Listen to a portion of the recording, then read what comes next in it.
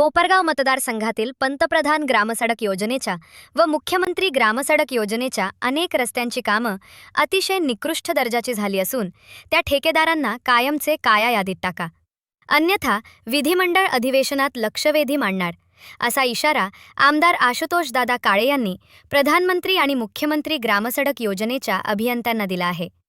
कर्मवीर शंकरराव काळे कारखाना कार्यस्थळावर आमदार आशुतोष काळे यांनी प्रधानमंत्री आणि मुख्यमंत्री ग्रामसडक योजनेचे अधिकारी यांची प्रधानमंत्री आणि मुख्यमंत्री ग्रामसडक योजनेअंतर्गत सुरू असलेल्या विविध रस्त्यांच्या कामासंदर्भात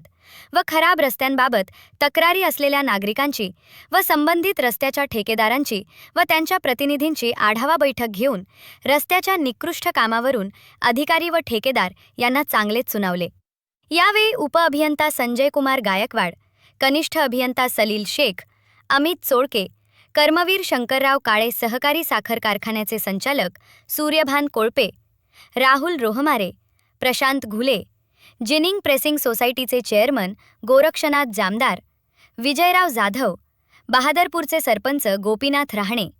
मरीबूचे सरपंच प्रवीण निंबाळकर, वारीचे सरपंच बद्रीनाथ जाधव, कोळगाव थडीचे सरपंच चंद्रशेखर गवडी, उपसरपंच सुनील चव्हाण, सुरेगावचे माजी उपसरपंच सुनील कोळपे, दिनेश सारुंके, सतीश कदम, दिनकर वाकचौरे, मोहनराव गायकवाड, कैलास लुटे, ज्ञानदेव कदम, बाबासाहेब राहणे, नामदेव जाधव, चांगदेव घुगे, इंद्रभान चौधरी,